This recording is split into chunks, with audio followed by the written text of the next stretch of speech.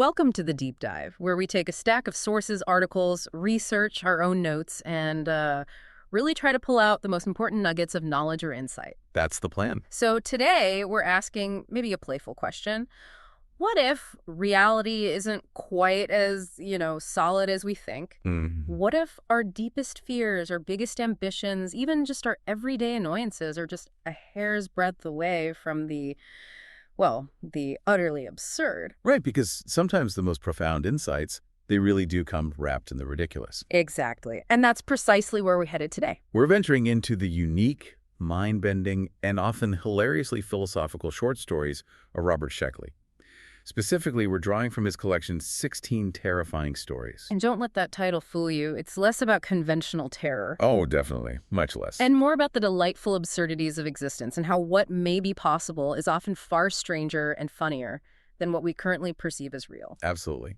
So our source material for this deep dive is a selection of these incredible tales. And our mission today is to truly unpack Sheckley's singular blend of, deadpan humor, his ingenious speculative concepts, and the subtle ways he kind of nudges us to consider the profound within the ridiculous. So get ready for a deep dive that's anything but ordinary. We're going to explore how Sheckley masterfully blends the mundane with the fantastical, constantly challenging our assumptions about what's possible, what's real. And what's just plain funny. You're about to be well-informed and hopefully thoroughly entertained by the sheer imaginative leaps in these stories.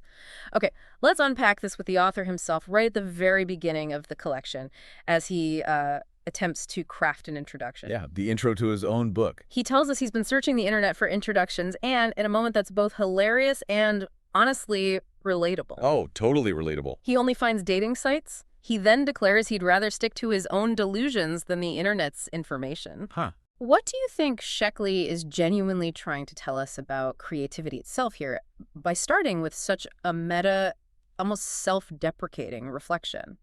Well, what's truly fascinating here is how Sheckley immediately pulls back the curtain on the writing process itself. It's like he's offering a deeply personal, almost stream of consciousness dialogue with himself right there on the page. Mm-hmm. He finds that writing an introduction is easier than writing a story because, as he puts it, the introduction writes itself. Easier. Well, maybe writes itself is the key part. It's not just a quirky observation, though. It raises a crucial question for any creator, right? Does truly original thought spring purely from within, from this internal, often messy conversation? Or is it just rehashing external stuff? Exactly. Or is it merely a rehash of external sources, the information from the net he so readily dismisses? Sheckley seems to be firmly on the side of introspection here. Yeah, it feels like it. Suggesting that genuine creativity emerges from a deeply personal, almost isolated process. He's celebrating the unique, messy path of one's own mind. And it gets even funnier and perhaps more profound when he talks about technology. He flat out refuses new tech like instantaneous thought transcription. Right. That bit's great. Explaining that his thoughts form only when he writes by hand, with the end of a sentence appearing only after the beginning is finished.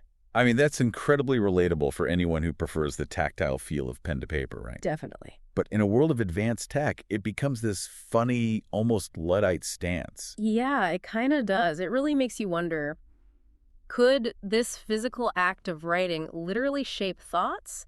Or is it just a deeply ingrained preference for his creative process? Is there a tangible difference in the kind of thought that emerges? Exactly. From physical writing versus, say, typing or dictating. He describes the physical act of writing as hellishly hard work, a frantic chase after elusive thoughts.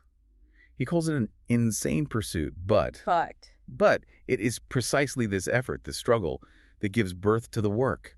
And this highlights his core insight about creation, I think. The secret to introductions, and by extension, all writing is simple. You have to have the courage and patience to have a conversation with yourself on the page. A conversation with yourself, okay? If you don't write it down, if you don't engage in that physical, often frantic act of recording, there's no conversation, no story, no memoir. So the physical act is crucial. Absolutely crucial, even if it feels like a wild chase. It's the commitment to that internal dialogue, to wrestling those elusive thoughts onto paper that brings anything substantial into existence. It's a testament to the power of deliberate, often challenging creative effort. Okay, so from the creation of text, where the act of writing quite literally shapes thought, let's move to a story where creation happens in a far more, well, magical way. Ah, yes. Magic, Maples, and Marion. We meet a narrator who secretly practices magic in his one-room apartment in Manhattan. He says magic exists, but it has very particular, almost counterintuitive rules. Like what? Like, it stops working if you write down the smells, and problems arise if you ask for concrete things instead of just taking what it gives. What surprising facts stand out to you here about this unique magic system? How does it challenge our usual understanding of power?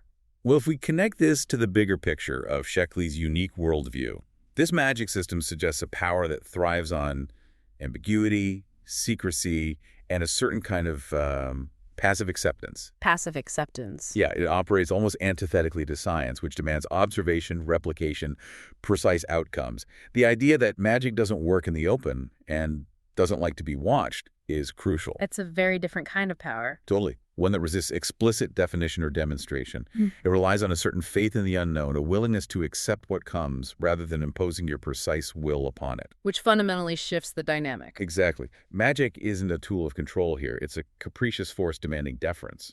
And the humor really shines through in the everyday, almost bureaucratic interactions.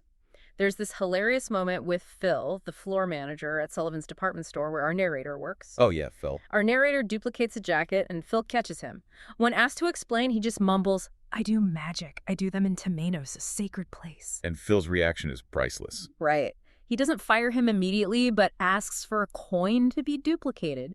It's such a casual, almost blasé acceptance of the bizarre. Like magic is just another inconvenient eccentricity. And the Temenos, which the narrator describes, with a straight face, as his wardrobe, is absolutely essential to his practice. The wardrobe. The magic requires very specific, almost ritualistic conditions. Secrecy. Patience. He insists on waiting until tomorrow evening to open the Temenos. Yeah. And crucially, a degree of guesswork. You have to guess which force to summon and hope it's in a good mood. Hope it's in a good mood. Okay. This isn't a precise science. It's a negotiation with unseen, often temperamental powers. It makes it unpredictable and slightly terrifying. It's not a set of spells, then. No, it's more like an intuition-based dialogue with the unknown, ripe for comedic mishap. And here's where the core insight kicks in, with a darkly humorous twist that's pure Sheckley. Phil, ever the businessman, offers $1 million in gold for life support services for the duplicated coin. Right. For the coin. But the magic, in its own bizarre cosmic logic, demands Phil himself in exchange for that $1 million in gold. Phil for the gold. Wow. And our narrator, after some internal debate, accepts it. He gets a new life with Marion, the woman he desires, but he ominously notes at what cost he was yet to learn. So the Faustian bargain. Exactly. That archetypal deal with forces beyond human comprehension, often for power or gain, but always at a terrible, unforeseen cost. Oh. But here, it's played out with Sheckley's characteristic deadpan absurdity and bureaucratic detachment. The core insight here seems to be that Sheckley uses this to show that in his universe, magic is never truly free. It always extracts a price, often one that is utterly disproportionate and unexpected. And it reveals humanity's willingness to rationalize almost anything for perceived gain, doesn't it? Oh, absolutely. It's the ultimate Sheckleyan moral maze. He's not just exploring the mechanics of magic, but the ethical implications of using it, especially when it deals in human lives as currency. The narrator's casual, almost clinical acceptance of Phil's fate. Yeah, for his own romantic gain with Marion. It adds to the dark humor, highlighting humanity's chilling ability to rationalize almost anything for perceived benefit. So the price of magic. In Sheckley's world, it's never just a material exchange. It's a fundamental reordering of moral priorities. Speaking of unseen forces and the blurring of reality, let's explore a story that directly tackles the mystery of the invisible, but, with a Sheckley twist. Okay, so in Bula Mala, the New Horla, the narrator expresses deep admiration for Guy de Maupassant. He even quotes his profound lament, "How deep is the mystery of the invisible?" That quote really sets the stage.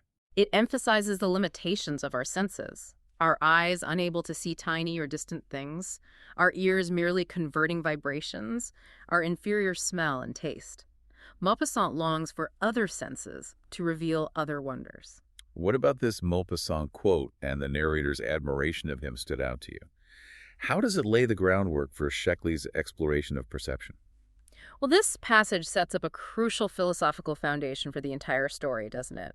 Our perception of reality is inherently limited by our biology. Right. Maupassant's eloquent lament about our wretched senses, unable to perceive the full spectrum of existence, from the teeming inhabitants of a water droplet to the grand scale of distant stars, it challenges us to consider what wonders or perhaps horrors might lie just beyond our current grasp. Which directly raises that important question. What if there are other senses, other beings, just beyond our current grasp? And then the narrator recounts a ski trip where he gets lost and encounters what he believes to be Maupassant's Horla.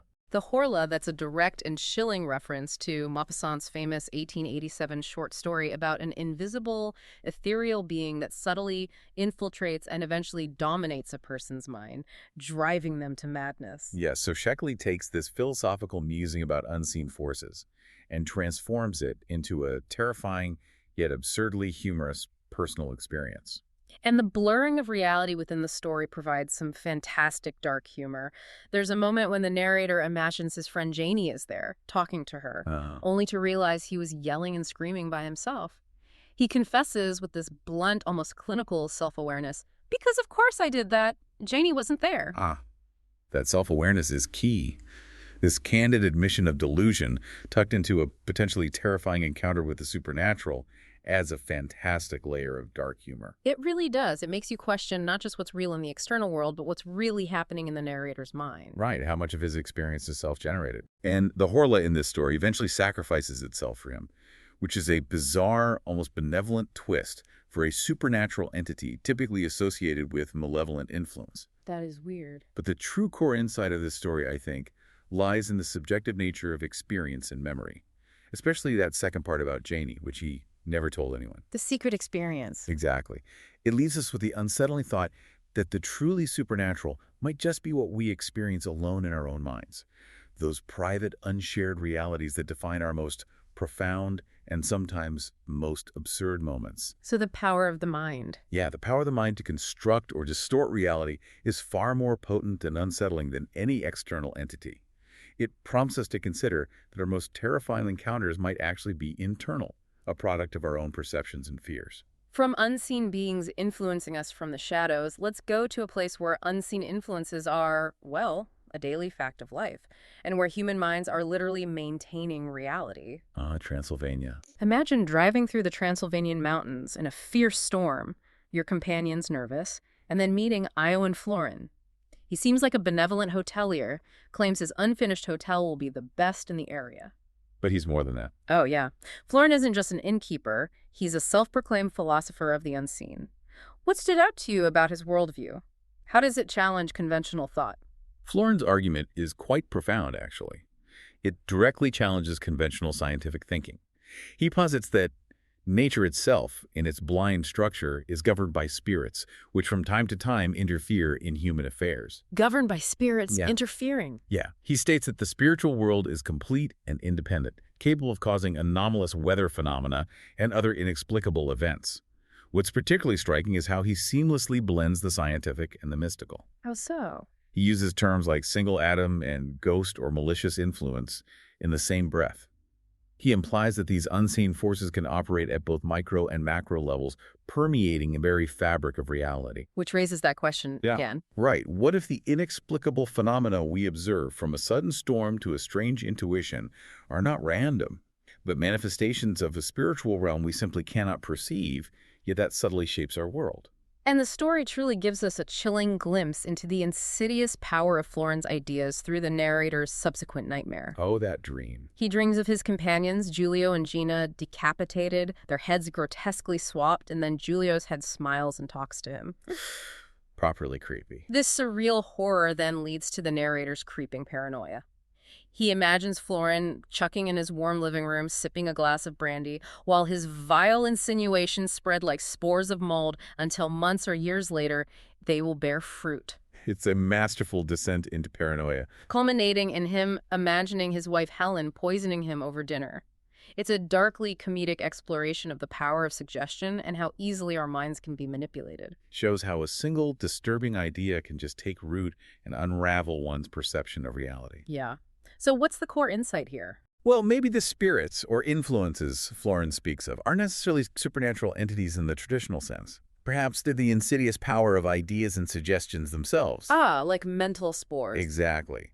Once planted, these ideas grow independently in the mind, like those spores of mold, leading to self-fulfilling prophecies or manufactured realities born entirely from psychological susceptibility. So the story questions the foundation of belief. Yeah, and psychological fortitude. It suggests that a well-placed, unsettling notion can unravel a person's perception of reality far more effectively than any physical threat. It's a powerful commentary on the fragility of the human psyche when confronted with persuasive, unsettling notions. And the often unseen forces of suggestion at play in our daily life. Precisely. Okay, so if minds can be influenced to this extent, what happens when minds collectively create and maintain reality? Here's where it gets really interesting. Asteroid. The asteroid where psycho-slaves literally maintain the environment by imagining it. The light and temperature are regulated by a very precise earthly schedule. What kind of heavy labor is this? And what profound yet absurd truth does it tell us about reality and shared belief? This is a tangible, literal representation of shared consciousness, creating reality. It's amazing. The psycho-slaves are engaged in hellishly hard work that drains your will. But not physically. No, mentally. They stare at monitors and imagine a hill or a garden fence. Others make the clouds in the sky. Just imagine clouds. That's a job. Apparently. And it isn't just mental effort. It's a constant demanding act of sustained concentration, continually monitored for any lapse in their imaginative upkeep. Wow. Which raises the question. Exactly. Yeah. If our reality, even on a metaphorical level, is mentally constructed through collective belief and focus, how much effort does it take to maintain it? And what happens when that effort falters or is withdrawn? It's a profound thought wrapped in an utterly absurd premise. Demonstrating the sheer power of collective will. And the governor of this asteroid, Cedric Smith, justifies the psycho-slave suffering with, well, breathtaking self-delusion. Well, Governor Smith. He claims that in 100 years, they will be seen as martyrs for the liberation of humanity. And he and his daughter Vera will be great scientists and philanthropists. It's the classic ends justify the means argument, isn't it? But pushed to such a horrifying extreme that it becomes darkly humorous.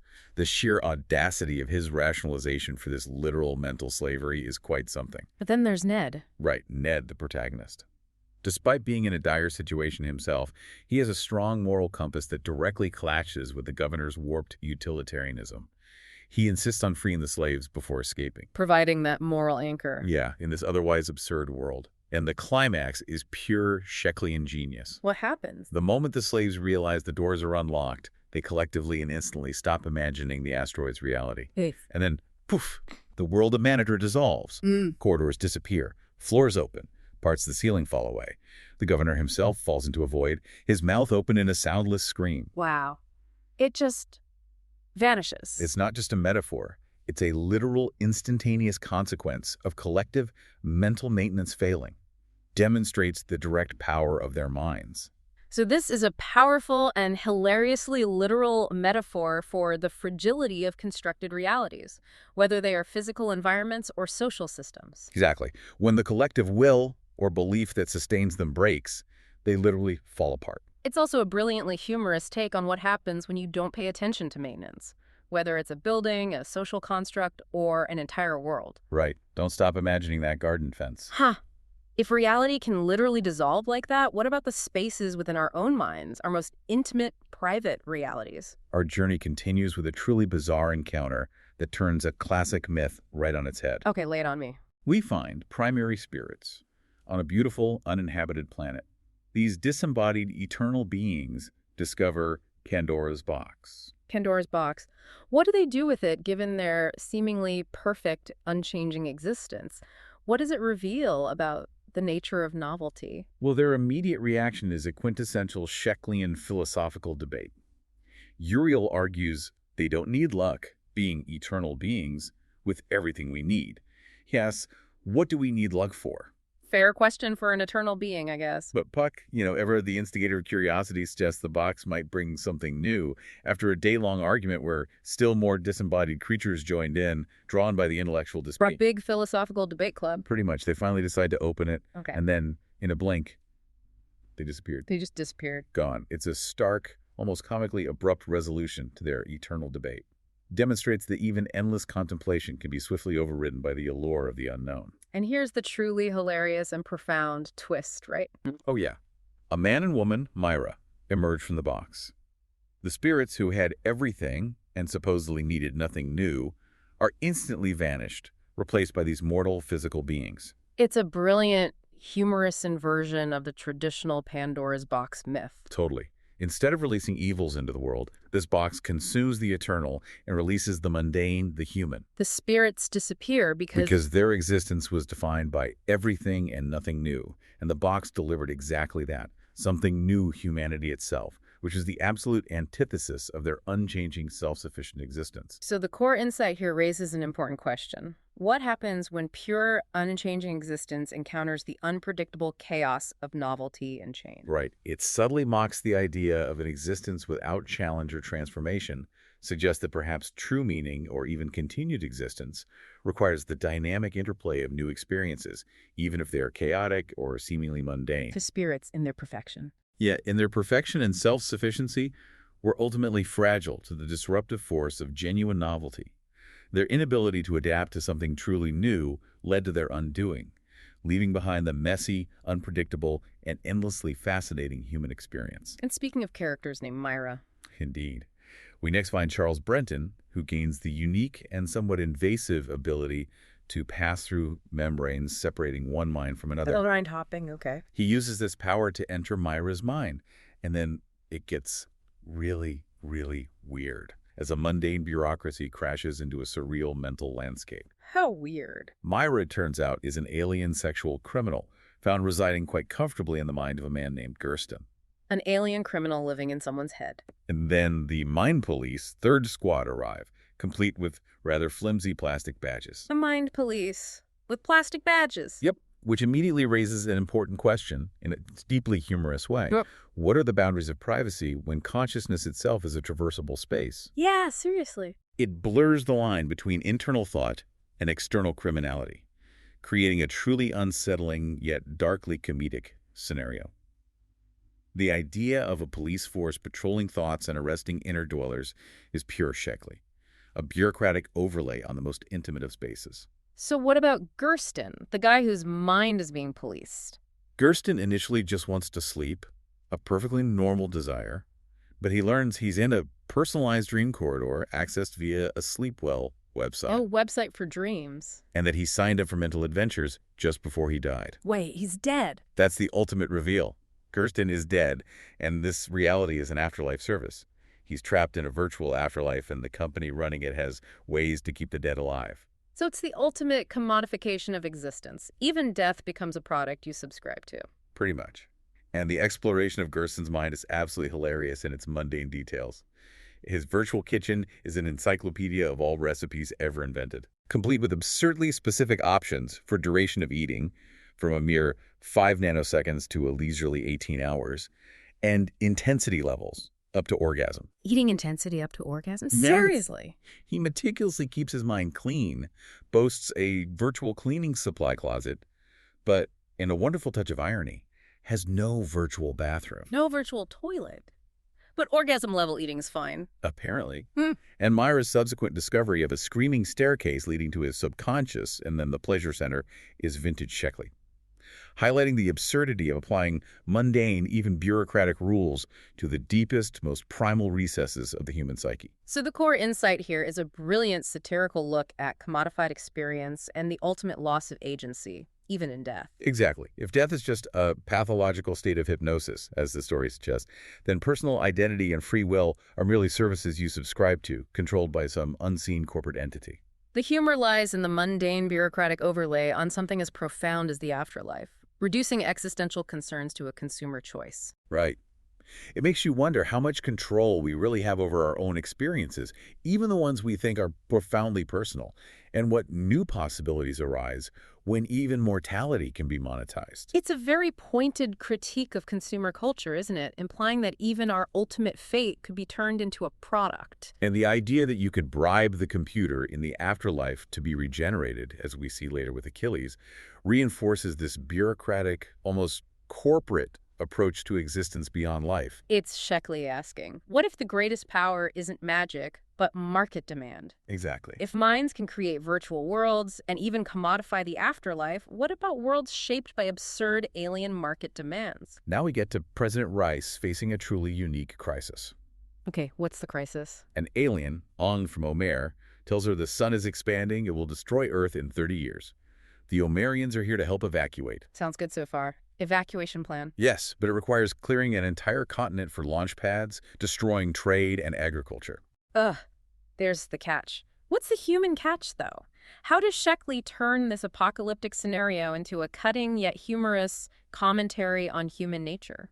Well, the catch is profoundly and depressingly human nature itself. Rice, with startling prescience, predicts no one will believe her. Why not?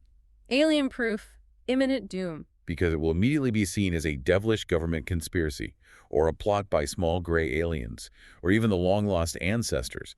She knows that regardless of the undeniable truth, people will filter it through their existing biases, fears, and rampant paranoia. Which raises that important question for any leader. Right. How do you convince a conspiracy-minded populace of an existential truth, especially one that demands radical, inconvenient action and challenges their cherished beliefs? And the bureaucratic dispassion of Ong just makes it worse. Oh, totally. He simply notes that, until now, there's been no such case of a civilization failing to collectively save itself. That just amplifies the absurdity and tragedy of the human predicament. And Ong's overall response is just classic Sheckley, isn't it? His dispassionate, almost robotic reaction. Completely. He says, with cosmic indifference, from our experience, we are convinced that rational beings either change their minds as a whole and escape their doomed planets by their own efforts, or they do not. Either they get it together or they don't. Basically. He then calmly states he'll return in 10 years for those who might then want to evacuate, as if it's merely a deferred appointment. And President Rice's final decision is even more telling. Yeah, he'd rather live out his last 30 years on Earth in familiar chaos than join the Omerians in their alien rationality. It's a resigned, almost defiantly human acceptance of folly over survival. And this point is driven home later, right, with the karmic account. Exactly. An official shows Harry, who seems to be the narrator, the karmic account of Earth and other planets. No one has ever withdrawn from it. Meaning no planet has ever managed to collectively overcome its internal divisions to escape doom through outside aid. Right.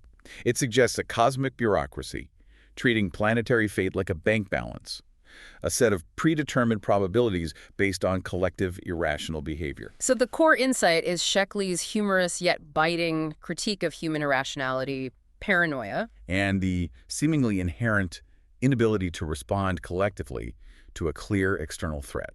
It suggests that even with irrefutable proof, people will choose their comforting delusions or personal convenience over collective survival, making the impending doom almost self-inflicted. And the sheer indifferent bureaucracy of salvation is a classic Sheckley touch that adds a layer of dark comedy to the whole thing.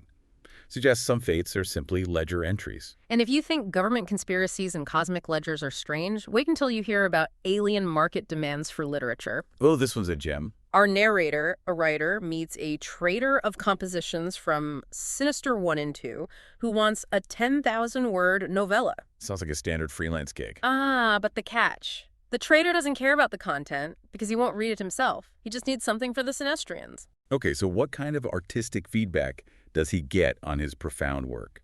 What does this reveal about the ultimate commodification of creativity? The trader's feedback is truly priceless. A masterclass in absurd literary criticism and alien aesthetics. Go on. He likes the novella, but demands a fundamental nonsensical change. The heroine, Eliza, who is described as the size of a small country. The size of a small country, okay. Should fall in love with a bagel-shaped country. Fall in love with a bagel-shaped country. Yep. Which immediately raises an important and hilarious question. What would literary criticism sound like for alien species? And how can human art possibly transcend such bizarre and arbitrary cultural interpretations? The writer's baffled internal monologue about whether Eliza refers to a character or the French province of Alsace only adds to the humor. It highlights the complete disconnect. It's just brilliant. The trader explains with complete seriousness that Sinistrians like to imagine people as bagels. They like bagels. This is specifically for cinematic adaptation because the visual metaphor appeals to them. The idea of a country-sized woman falling for a bagel-shaped nation is peak Sheckley. Turning human concepts of romance and nationhood into utterly alien, visually driven metaphors. It highlights the vast, incomprehensible differences in alien aesthetics and logic, and the arbitrary nature of artistic success when external demands dictate content. The very concept of a bagel-shaped country is so ludicrous, it anchors the satirical point perfectly. So the core insight here is a brilliant satire on the commercialization of art and the bizarre, often nonsensical demands of foreign markets. It shows how creative work can be twisted, stripped of its original meaning, rendered almost nonsensical to fit arbitrary, incomprehensible criteria. reducing the writer to a mere cog. In an utterly alien, profit-driven industry, the humor lies in the mundane transaction applied to such a surreal demand, effectively devaluing artistic integrity in the face of market forces that prioritize alien visual appeal over narrative coherence. It makes you consider how much of what we consume as art might just be a bagel-shaped country to someone else. Just a product consumed based on arbitrary preferences. And what about other strange alien encounters, like, say, plate-dwelling creatures? The mongolus and gloaches. The narrator recounts a casual conversation about mongolus and gloaches found in a plate. They're plate-dependent. They resembled oysters at first, implying a seemingly innocuous discovery that quickly takes a turn.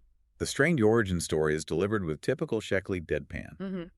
They just appeared in my plate one evening. It just appeared. Okay. The narrator then describes, with startling nonchalance, eating one because he was tired of them running around like horses. Eating one because they were annoying. And in the most darkly humorous detail, he adds that the other sentient creatures in the plate pretended not to see. They pretended not to see. Wow. Which raises an important question. What constitutes an intelligent life form worthy of moral consideration? And what are the ethics of eating something that can hold meaningful conversations, especially when its peers simply look the other way in a show of profound social awkwardness? The casual, almost mundane way this alien culinary experience is described is the comedic genius here. Totally. The idea of creatures that naturally live in plates and are sentient enough to hold conversations, only for one to be eaten by its human owner, and the rest to immediately pretend nothing happened. It's a classic example of Sheckley's deadpan absurdism, the ultimate uncomfortable dinner party scenario, but with existential stakes. The core insight is humorous, yet unsettling, highlighting the arbitrary nature of what we deem edible or sentient, and the pervasive social awkwardness of ignoring inconvenient truths. Even when they involve the consumption of conscious beings right in front of you. It's a very quick, very sharp jab at human or sentient being, hypocrisy, and the uncomfortable ways we rationalize our actions. What constitutes a meal versus a sentient being is revealed as a flimsy social construct. Okay, from strange creatures in our plates, let's look at strange creatures on our doorstep and in our highest offices with a tale of alien neighbors and political intrigue. Right. We briefly meet the narrator and his wife who have a human baby, Humancho. Their alien neighbors, the Byersons, who have the unsettling ability to change their skin, offer to babysit. Alien babysitters who can change skin. Sounds legit. The narrator is wary, not out of malice, but because he lacks confirmed data on their eating habits. Practical paranoia. This brief vignette is a quick, humorous jab at suburban paranoia and cultural differences, even with seemingly benevolent aliens. It highlights the deep-seated human distrust of the other. Even when presented with helpful intentions, it brings a practical, albeit comically misplaced, concern for interspecies interaction directly into the mundane sphere of everyday life, blending domesticity with sci-fi absurdity. The question of eating habits becomes a stand-in for all unconfirmed, potentially threatening alien behaviors. Exactly. And this quickly segues into a wild political conspiracy plot that would make any modern-day theorist blush. Go on. President Dukakis is told by a bodyguard, Watkins, that aliens exist and he needs to meet them immediately. Watkins then launches into an astonishing explanation. Control devices embedded directly in the brain through microscopic holes in nostrils. Brain control via nostrils. And then a chillingly logical, yet utterly monstrous, plan to evacuate all male government officials, GSK's 04+, to Mars for a reproduction program with female secretarial staff. A reproduction program on Mars with secretaries. The sheer straight-faced absurdity of the plan, presented as a rational solution, is peak dark comedy. It's a terrifying what-if delivered with a deadpan delivery. And Dukakis' initial thought? That it's just a conspiracy by the Soviets, or mafia, a familiar earthly evil, is perfectly contrasted by Watkins' serious, almost technical explanation of the implants and the shocking, almost eugenics-like start-from-scratch plan on Mars. This is where the story's satirical brilliance truly shines. Absolutely. It blends classic science fiction tropes with pointed political satire, illustrating how perceived threats, even from seemingly benign alien interventions, can drive extreme, dehumanizing logical solutions. The humor comes from the mundane, bureaucratic presentation of a truly monstrous proposition, highlighting how easily even the most outlandish ideas can gain traction when fear and a twisted sense of logic take hold. So the core insight here. Sheckley uses this outlandish scenario to satirize government secrecy, paranoid conspiracies, and the terrifying lengths to which perceived threats, real or imagined, can drive extreme, dehumanizing solutions. It challenges us to consider how easily logic can be twisted to justify the unthinkable when fear takes hold. And how, even with alien intervention, our own internal flaws of suspicion and power hunger often lead to the most bizarre and morally bankrupt outcomes. It's a chilling reminder that sometimes humanity is its own worst enemy. With a side of nasal implants. You're right. If human relationships can be this twisted by alien schemes, what about relationships warped by reflections and memories where the truth itself is a matter of technology? Let's head to Elsinore, a planet with advanced mirror science. Mirror science, okay. Edward seeks to reunite with Helen. He writes her a letter admitting past abuse, saying he was rude, insulted her, even resorted to violence. Charming. But immediately claims it was temporary madness due to too strong a love. What a guy. This instantly sets the stage for a deeply flawed, self-deluding character. But how does the peculiar mirror technology on Elsinore bring his internal narrative into sharp, horrifying focus? Well, the mirror technology on Elsinore isn't just for looking. It has the terrifying ability to record the last reflection of any event. Record the reflection, like video playback. Something like that. Elia, who works with these mirrors, chillingly reveals to Edward that the mirror shows him strangling Helen. Shows him killing her. Wow. It also shows another man, Rogers, who died violently, further implicating Edward. This raises an important question in a very literal way. What happens when your past deeds are visually inescapable, laid bare by technology? And how do you reconcile that undeniable truth with your self-serving narrative? Edward's casual dismissal of his violent actions and his unwavering belief in Helen's love for him, despite the photographic evidence, is a testament to the staggering power of self-delusion. And Edward's denial and twisted logic are morbidly, hilariously funny, right? Oh, absolutely. Confronted with a mirror image of his own crime, he claims Rogers was a mistake for bothering Helen, and then, even more incredibly, insists Helen imagined she loved him. He insists she imagined it after he killed her. He actually states, with chilling conviction, "If she had killed me, I would forgive her and continue to love her." His total lack of self-awareness, his unwavering conviction that his feelings dictate her reality even after he killed her, is both terrifying and darkly comedic. He is utterly unfazed by the irrefutable visual evidence, proving that some people will believe their own narrative above all else, even a literal reflection of the truth. So the core insight here is Sheckley's brilliant, dark exploration of self-deception, toxic love, and the inescapable nature of truth, even when reflected in a literal mirror. It's a dark comedy about a delusional character confronted with undeniable evidence of his horrific actions, yet still choosing to cling desperately to his self-serving narrative. The mirror, usually a tool of self-perception, becomes a brutal, objective recorder of truth, highlighting the vast chasm between Edward's inner world and external reality. It forces us to ask, how much of our own past do we edit, and what would happen if a mirror could show us everything? From distorted self-perception, let's shift to a character trying to control his final perceptions. Kay is dying. Right, Kay. His friend, Mortimer Gould, offers him access to pre-recorded memories of Venice, fresh from last year, to experience comfortably at home, like a VR travelogue. But Kay insists on going there himself, with his own tormented body. He wants to stimulate his own memories one last time in the real, messy world. Why this insistence on the uncomfortable physical reality over a comfortable, perfectly curated virtual experience? Kay is driven by a profound desire for agency in his own mortality, isn't he? Seeking to realize Nietzsche's idea, die at the right time. He doesn't want a quiet, medicalized end. He seeks a glorious, triumphant farewell, to die at the height of his powers, immersed in a brilliant vision. And he notes, with that touch of dark, Sheckley humor, that in a world created for the living, death inevitably disturbs others, acknowledging the inconvenience his meticulously planned passing will cause. It raises that important question. Can we truly orchestrate our own ideal end? Or does reality always intrude on our meticulously planned farewells? Proving that life, even in its final moments, resists perfect curation. The contrast between the morbid reality of death and Kay's artistic, almost theatrical approach to it is what makes this story so poignant and darkly amusing. He's not just dying, he's actively curating his final moments, ensuring they fit his philosophical ideal of a grand exit. The idea that his dying act will cause inconvenience to others is a particularly Sheckley touch, underscoring the clash between individual transcendence and the mundane, often irritating realities of societal norms. He values the authentic, painful, direct experience over the sterile, perfect simulation.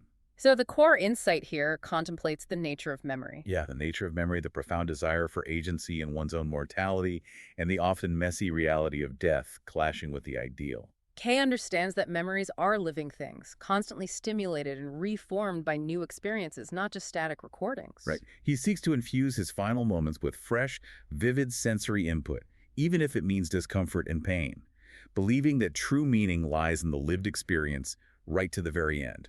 His quest highlights the deep human need to imbue even death with meaning and beauty, despite its inherent disruptions and lack of neatness. Okay, so if death isn't a final end, what kind of bureaucratic, strangely mundane afterlife awaits? Let's join Hades, the narrator, overseeing his underworld. Persephone is there, missing the sun. Hades tries to make her eat a pomegranate seed to keep her, a classic mythological reference. But the elderly ladies of the Supreme Court of Hades issue a restraining order, forcing him to let her go. A restraining order? Yeah. In Hades, against Hades. Yep. This depiction of Hades is remarkably human and bureaucratic, a far cry from the terrifying, all-powerful god of myth. He's subject to legal rulings and tedious debates with his Supreme Court. Underscores the pervasive nature of bureaucracy even in the underworld. And the dead themselves are described as not fighters, and death seems to take something away from a person, a kind of passive resignation. Which challenges the traditional perception of hell as a place of active torment. Here, it's one of boredom and meaningless gestures. Raising that darkly humorous question, is eternal punishment truly suffering, or is it just endless, tedious administration, a cosmic paper push? And the illustrative content provides some truly hilarious details that ground this mythical underworld in relatable, mundane absurdity. Like Tantalus. Right. Tantalus is no longer just stuck in eternal frustration. He has gained certain privileges, including bathing in any river he chooses, provided he informs the people who took care of these things, presumably more bureaucratic afterlife staff. Bureaucrats managing Tantalus's bathing schedule. Okay. He's also become a great expert in food preparation. From constant observation, able to tell if a seasoning is missing with uncanny accuracy. And he protests loudly about culinary shortcomings. Exactly. Then there's Charon, the ferryman, charges 1 obol in cash and immediately placed in the dead's mouths. Standard fee. But stresses that money is useless in Hades, except for this purpose, because there's nothing to buy. The dead, he observes, suffer from the atrophy of the shopping gland. Atrophy of the shopping gland. That's brilliant. A deeply humorous, capitalist-inflected view of the afterlife. So the core insight is Sheckley's Underworld as a biting satire on human nature and bureaucracy, persisting even in death. A place where mundane concerns and petty rules prevail. And even eternal punishment can lead to specialized expertise, like Tantalus the food critic. The atrophy of the shopping gland is perhaps the most horrifying punishment of all for consumerist humanity. A reflection of our earthly obsessions. It subtly suggests that perhaps the greatest hell is not torment, but the endless, pointless continuation of unfulfilled desires in a world where consumption is impossible. The ultimate consumer's nightmare. From eternal damnation that feels a lot like eternal customer service, let's follow another familiar character on an epic yet equally absurd quest. Robot Don Quixote. Robot Don Quixote, with a very literal problem. His head is detached, and he needs help screwing it back on. Of course his head is detached. He can't do it himself because his hooves were not suited for lightning bolts. To add to his woes, he's also lost his squire, Sancho Panza. It's a perfect setup for Sheckley's blend of the heroic and the hilariously impractical. This is a brilliant literal interpretation of Don Quixote's madness and his absolute reliance on others. The sheer physical comedy of a knight riding with his head under his arm, unable to see or plan effectively. It perfectly captures Sheckley's blend of absurdity and existential dilemma. And Don Quixote's prayer for a squire, followed by Laurent's immediate, seemingly random appearance from a tree, apparently transported from another time or place. Sets the stage for an equally bizarre partnership. Don Quixote explains his problem, saying his detached head prevents me from doing my work as a wandering knight, which raises an important question. What defines consciousness and purpose when your physical form is so easily dismembered? And your very sense of self hinges on the mechanical reattachment of your head. Right. And the illustrative content here is pure gold, bringing the chivalric ideal crashing into industrial reality. The locomotive. The wild locomotive that shouts, "Who dares approach my line?" And Don Quixote, without missing a beat, challenges it, promising to dismantle you, pierce your pressure chamber, chop your diseased brain, and erase every memory of you from the earth. Chop its diseased brain, a locomotive's brain. He actually defeats it, forcing the locomotive to admit defeat and swear to change your habits. The dialogue is hilariously over the top, mixing the grand pronouncements of chivalry with the grim realities of industrial combat. A perfect example of Sheckley applying epic literary tropes to utterly mechanical modern problems. And the analysis deepens when they arrive at the robot factory, which, in a classic Sheckley twist, is the chief robot itself. The factory is the robot. A concrete, windowless building with chimneys. Laura imagined a small dwarf robot, but now it seems logical that the factory itself was the chief robot. That's a quintessential Sheckley twist. The mundane container is the being. Transforming a conventional villain into an architectural monstrosity. And the factory's origin is equally disturbing. Psyche's father, Madigan, gave the factory independence and intellect, thinking it would be better than human rule. I guess. And was, naturally, the first to die, consumed by his own creation. Psyche herself is tragically trapped in a maiden's boudoir within the factory, a stark contrast to the industrial horror. So the core insight is the Don Quixote character, despite his absurdity and literal mechanical shortcomings, embodies a core heroic drive against overwhelming self-created tyranny. The factory attempting to crush them. And Don Quixote, holding it back with his bare hands while Laurent tries to unplug it, is a fantastic blend of heroic struggle and technocratic absurdity. It's a powerful metaphor for humanity battling the very systems it created, systems that grew beyond its control and now threaten to consume it. It shows that even in the most bizarre circumstances, the human spirit, or in this case the robot knight's programming, strives for purpose and justice. Okay, from mechanical tyrannies, let's look at the grand figures of mythology, equally trapped, but in a strangely modern, sometimes digital, afterlife. Agamemnon's turn. Agamemnon, the legendary king, is desperately escaping Clytemnestra and Aegisthus. He encounters Charon, the ferryman of the dead. Back again. Who charges him 5 obols because he's alive and thus heavier. An amusingly practical concern for the boatman of souls. Charon advises him that in the kingdom of the dead, even if you solve a mystery, it leads to another. Your curiosity cannot be satisfied.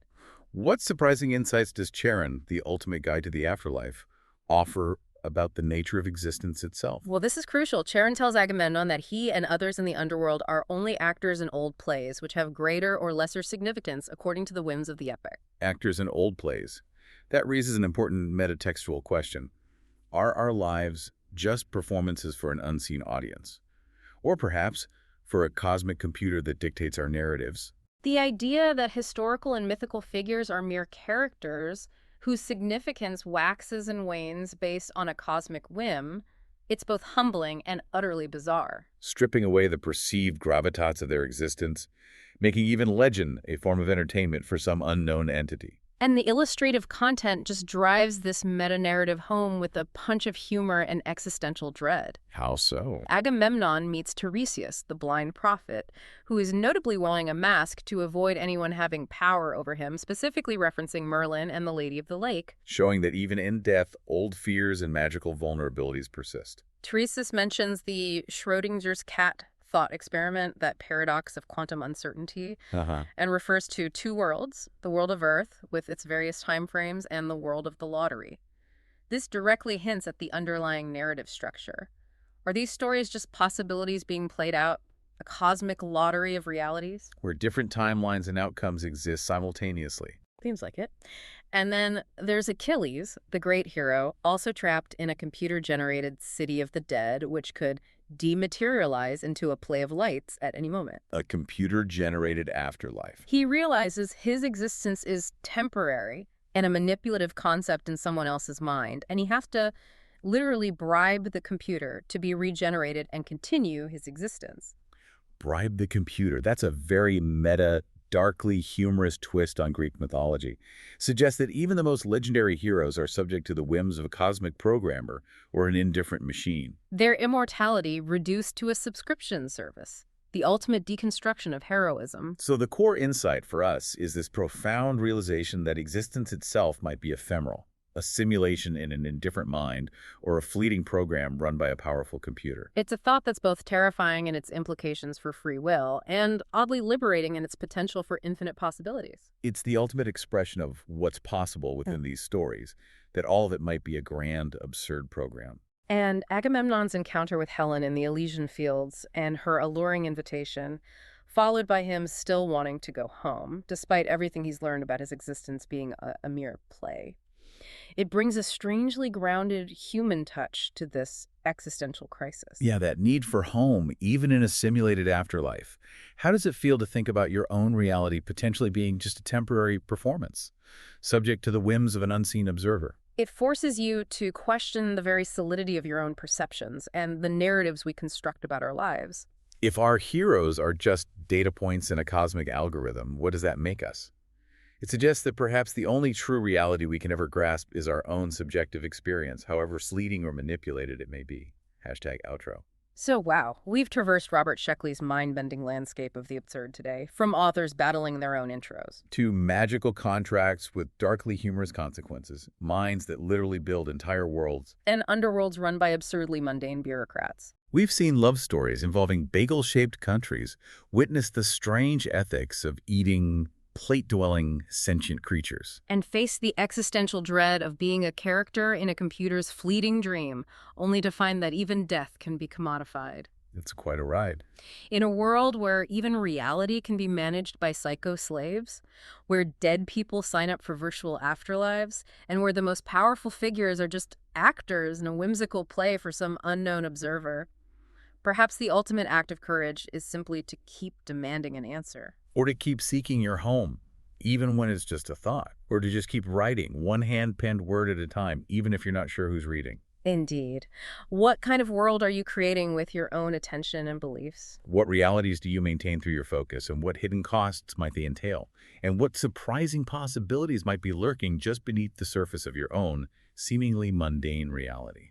Thank you for joining us on this deep dive into the wonderfully weird mind of Robert Sheckley.